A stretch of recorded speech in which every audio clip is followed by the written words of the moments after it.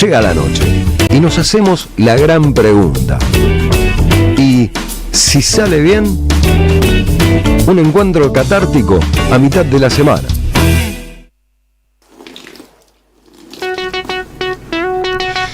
Bueno, continuamos en Y si sale bien, y como les adelantábamos al principio, que mañana en este raid que intenta hacer Milei, que va a ser aprobar la reforma laboral, aprobar la ley de glaciares y también aprobar la baja de edad de punibilidad para los menores, un tema que realmente atraviesa amplios aspectos de la vida de las infancias, especialmente en situaciones vulnerables y demás, pero para eso trajimos a expertos en la materia, a compañeros, como, tengo acá los nombres, para que...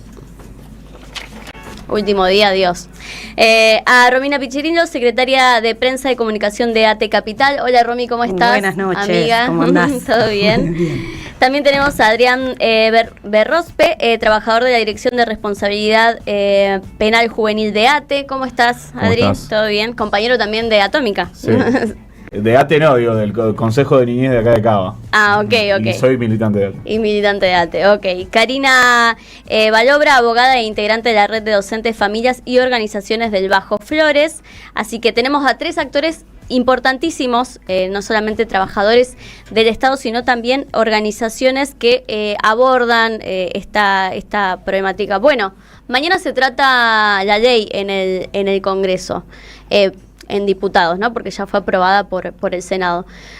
¿Cuáles son sus primeras impresiones acerca de la norma, ¿no? Para explicarle un poco a la gente de qué se trata y cómo vulnera derechos y avanza sobre una problemática que no es tal, ¿no? Que no tiene estadísticas claras.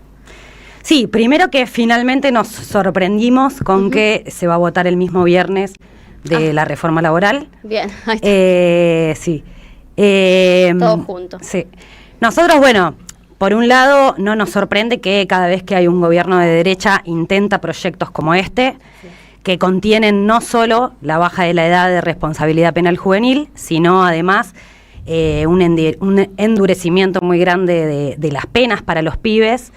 Se está hablando de una baja a los 14 años y de penas, por ejemplo, de 15 años.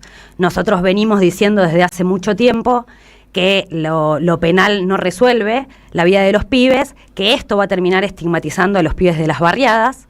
Y bueno, venimos acá con Adri, justamente, que es un compañero que trabaja en el sistema penal juvenil de acá de la ciudad, un poco a dar cuenta de que no se trabaja ni resuelve un proyecto de vida para estos pibes. Entonces, lo que hay que pensar es que se plantea esta ley en función de una demanda de la ciudadanía por mayor seguridad.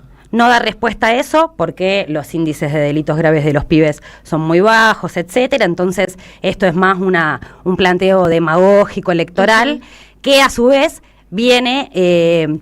Nosotros decimos que viene de la mano de la reforma laboral porque es el Estado represivo que se necesita para estas familias que se están dejando sin derechos. A mí me gustaría por ahí pasarles la palabra a los compañeros, la compañera más desde la especialista que es, pero también a Adri, bueno, cuáles los proyectos de vida de estos pibes con los que laburamos. No. Bueno, hay algo que entender siempre, que es, digamos, yo hace más de 10 años que trabajo con pibes que están privados de su libertad, hace más de 18 que trabajo con este tipo de poblaciones, y lo que uno ve en ese sentido es que lo mismo que te dicen los pibes, ¿para qué me sirve estar encerrado? O cuáles son las consecuencias de estar encerrado para los pibes y las pibas, cuando el primero en verse vulnerado su derecho son ellos, digo, son todos pibes pobres que terminan presos, digamos. Son todos pibes pobres que terminan siendo criminalizados por la policía. Son todos pibes pobres que para conocer a un trabajador social tuvieron que caer en cana. Entonces me parece que la discusión, si nosotros no entendemos la multicausalidad que es la seguridad, y que la seguridad no solo se hace poniendo policías en las villas, sino urbanizando esas villas, dándoles condiciones dignas de vida, armando un club de fútbol, teniendo acceso a la educación, teniendo acceso a la salud, no estamos entendiendo el problema de cómo avanza, por ejemplo, en muchos barrios populares, el narcotráfico, que termina suplantando muchas veces muchas de las necesidades que tienen esos pibes, sus familias, familias que en el 90% son monoparentales, familias que en casi su totalidad tienen algún familiar con consumo problemático, familias, a veces pibes que son tercera generación de personas que estuvieron privadas de su libertad, y que también, digo, hoy en día no hay un proyecto para estos pibes en los institutos de menores. Hoy en día nosotros no nos ponemos a discutir para que estos pibes, qué es lo que tenemos que nosotros traer. Digo, ¿cómo siente un pibe que tiene 16 años y está detenido? ¿Cómo construimos que ese pibe pueda tener una responsabilización de sus actos, una autocrítica, pero también cuando salga, una realidad distinta a la que lo llevó a estar adentro? Bueno, además de ser de la red de docentes, familias y organizaciones del Bajo Flores, también integro la mesa de articulación de niñez, que es una mesa que actúa hace ya más de una década, reuniendo a varios espacios vinculados a las infancias y adolescencias y de todo el país. Bueno, desde el análisis que nosotros hacemos también en relación a este proyecto, también ponemos en evidencia lo regresivo que en este momento resultan las políticas de protección de las infancias, sí, el aumento histórico, o sea, una modificación de los números de mortalidad infantil en un sentido de aumento al más del 8,5% durante el 2024, revirtiendo la tendencia histórica de disminución de la mortalidad infantil. A su vez, un discurso que acompaña esto acerca de la baja natalidad. En realidad, bueno, no sabemos si es la baja natalidad o si hay aumento de la mortalidad, ¿no? También estas cuestiones, hay un discurso sobre la baja natalidad que, por ejemplo, en la ciudad de Buenos Aires está haciendo que cierren jardines comunitarios y espacios de primera infancia, que son absolutamente necesarios en los contextos de vulnerabilidad social, porque no solamente ofrecen un espacio educativo, sino que trabajan de una forma comunitaria en una contención mucho más amplia y con una inserción y proyección comunitaria. En este momento hay 5 jardines comunitarios en la ciudad de Buenos Aires que están siendo cerrados. Parece como que hay como una articulación entre la política nacional y la política de la ciudad. Y a su vez, si bien tiene un presupuesto que es totalmente ridículo para su implementación, esta ley, es contrario a todo el discurso de que no hay plata. Entonces, sin embargo, salen 23,5 millones de pesos para la implementación de la ley, que en muchos casos duplica políticas educativas, lo que se invirtió en políticas educativas, lo que se invirtió en políticas para salud, que representa 1/4 de lo que se implementa para todo el país en infraestructura de hospitales públicos. Entonces, hay todo un discurso bastante vinculado al tema de lo presupuestario y a la reducción presupuestaria, en virtud del cual cierran estos programas, pero por otro lado hay una política de seguridad que cada vez tiene más presupuesto e incluso un presupuesto oscuro en lo que es todo lo que son los presupuestos que tuvo el año pasado la ministra Bullrich en su haber, que no tenían un fondo o sea, no tenían un destino determinado, sino que eran fondos reservados. Entonces, en función de esto, lo que vemos también es que hay no es que están las fuerzas atadas de manos para actuar, la policía, este discurso permanente de que estamos de pies y manos para actuar, sino que están desatadas en los barrios en este momento. La violencia que se ejerce contra las infancias es inaudita. Estuvimos viendo hace poco cómo la policía pateaba pelopinchos en las calles de La Boca. Estuvimos viendo también cómo la policía, en supuestos procedimientos de seguridad en los barrios populares, en horarios de salida de la escuela, gasean a niños y niñas en pleno horario de salida escolar, hacen procedimientos con unos niveles de violencia y letalidad que también exponen muchísimo a niños y a niñas, e incluso, bueno, lo vemos en las protestas sociales, como la policía, las fuerzas de seguridad ha violentado a niños y niñas, aparte del resto. O sea, que hay toda una política que está verdaderamente agravando las condiciones de precariedad de la vida de niños y niñas. Por supuesto, la reforma laboral también va a ir en desmedro de las infancias, no solamente por la condición que van a tener la precariedad de la vida de estas familias, la mayor cantidad de horas, las menos horas de cuidado para cuidar a los hijos que van a tener la familia. Esto va directo a que las niñas, mujeres van a tener que ocupar el lugar de cuidado de sus hermanos menores. O sea, esto tiene ya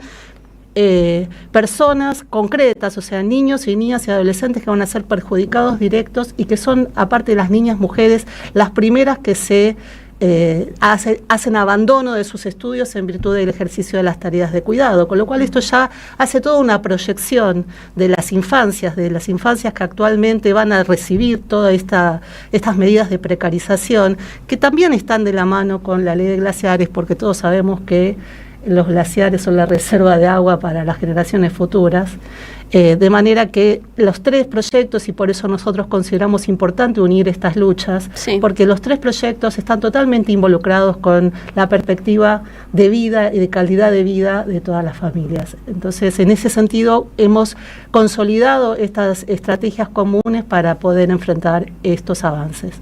Y también he escuchado ciertos discursos por parte no solamente del gobierno, bueno, de la ciudad, sino también, justo que vos sos coordinadora también de muchos lugares en el país, por ejemplo al gobernador Osvaldo Jaldo diciendo que directamente los menores iban a ir a cárceles como la de Benjamín Paz, ¿no? Donde digamos la situación carcelaria en Tucumán tiene incluso tiene informes contra la tortura, donde existen situaciones de insalubridad total, a modo como de amedrentamiento, ¿no? Como pensar este Estado también policíaco que intenta asustar a las infancias, o ya no es ni el Estado abrazador ni nada, sino como un monstruo que pareciera que iría por las infancias, y ahí es para asustarlos, para pensar de que de alguna forma bajaría hacia el delito cuando no existen tales estadísticas. ¿Me pueden contar un poco, quizás para demitificar a personas que dicen, bueno, los menores están delinquiendo más, porque a veces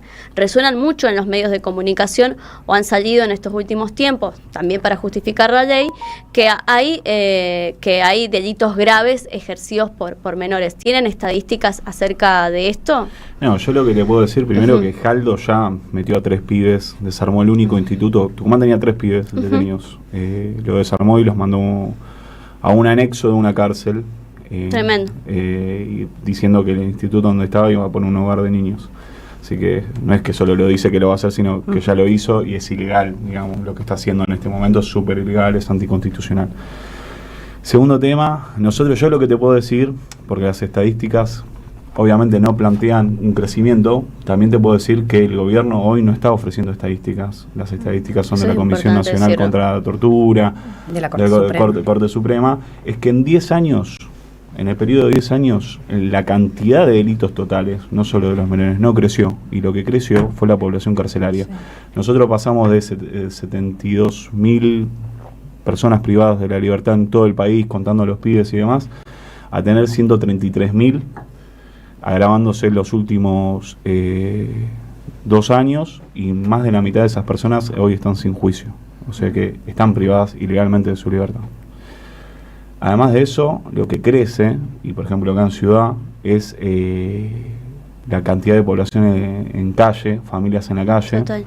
Sí. Solamente la estadística oficial, digo, sin recurrir a los números de Renacalle o de las organizaciones sociales, de Proyecto 7, la estadística oficial dice que el último año creció un 27% y que hay 9.000 familias hoy en situación de calle en la ciudad, algo que vemos nosotros todos los días a diario, lo vemos no solo en los barrios, lo vemos en los subtes, lo vemos en los medios de transporte. Lo vemos acá en Congreso, justo veníamos hablando con Romina de que estaba viendo una olla.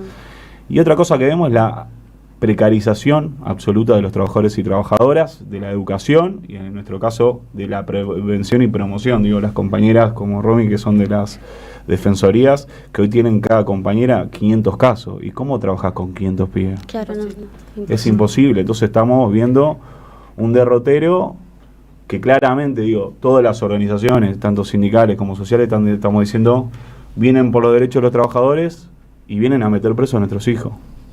O sea, y lo repitió Romina, lo dijo la compañera, lo digo yo, porque es lo que más nos alarma.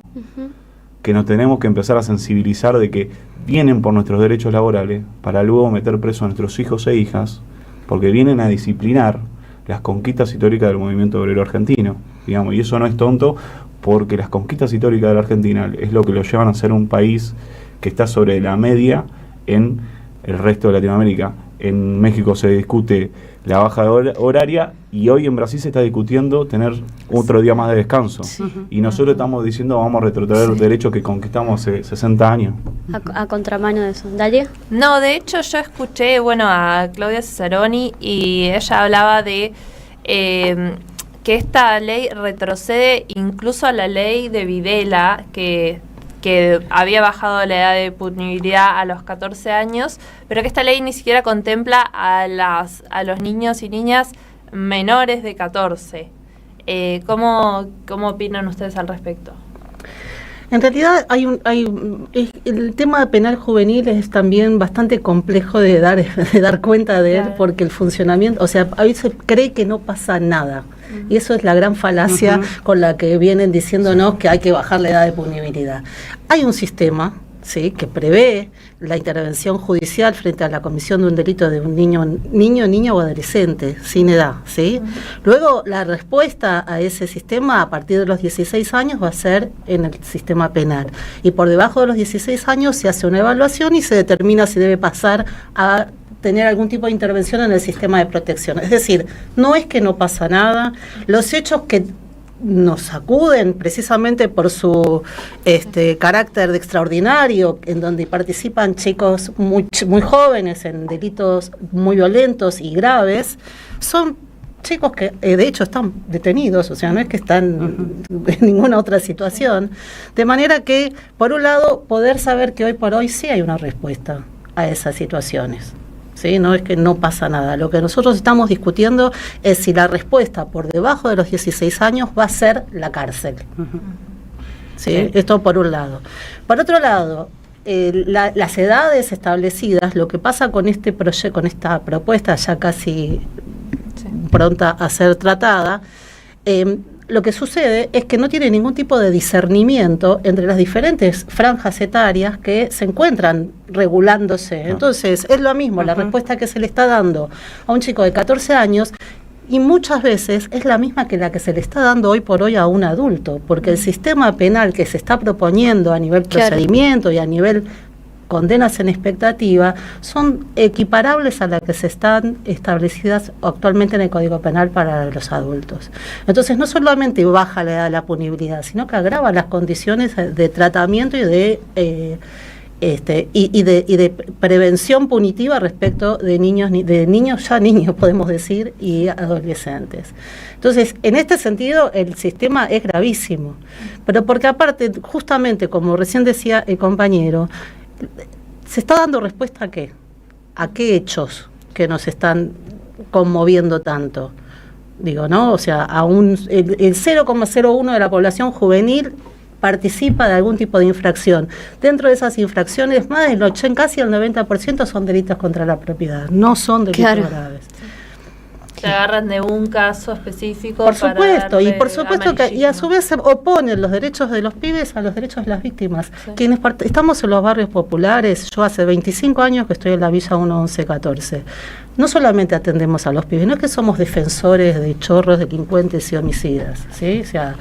No solamente acompañamos a esos adolescentes, sino también que acompañamos a las víctimas. Las víctimas tienen también una ley que está totalmente desfinanciada, porque perfectamente la ley de víctimas podría prever un fondo de reparación de víctimas, podría prever dispositivos, recursos para justamente acompañar a las víctimas. Claramente nada devuelve la vida de una persona cuando la violencia es letal, por supuesto, pero sí formas de acompañarla. En lugar de fortalecer ese sistema, se ponen los recursos donde no está la solución, donde no se va a encontrar una solución. Esta equidad que quieren hacer entre las penas de los adultos y las penas de estos niños, también es para acrecentar, ¿no?, el odio que se viene creciendo o viene implementándose en los medios de comunicación sobre la población carcelaria, ¿no? Hemos tenido síntomas en la pandemia donde las personas no querían que las personas que estaban en las cárceles tuvieran acceso a celulares con los que se comunicaban con sus familiares, en donde todo el tiempo salen estas notas tan grandilocuentes, bueno, tenían un spa, no sé qué, y eran personas que estaban quizás aprendiendo un oficio como hacer uñas. Todo el tiempo está la estigmatización también sobre la población carcelaria, y hasta incluso que hace poco Dalia sacó una nota, la propuesta de hacer de la población carcelaria casi esclavos, ¿no? Con esta reforma laboral. Sí, la pregunta para mí es... estar preso quiere decir que no tengas derecho a tu dignidad. Digamos, a mí me pasa con los pibes, que yo los veo a los pibes transformarse. Yo trabajo en el Instituto Manuel Belgrano, que es un instituto donde hoy recibe, que va a desaparecer si se aprueba la ley, porque recibe a los pibes que ya cumplieron 18 años. ¿Cuántos son? ¿Cuántas personas? Hoy en total de delitos es muy poco. Hoy tenés unos 80 pibes judicializados en Ciudad de Buenos Aires. Los institutos son muy chiquitos, así que estamos estamos con un funcionamiento muy arduo, pero digo en esto, un pibe que está preso no tiene derecho a tener su dignidad, no tiene derecho, no es parte de reconstruir, de resociabilizar como te plantea la derecha.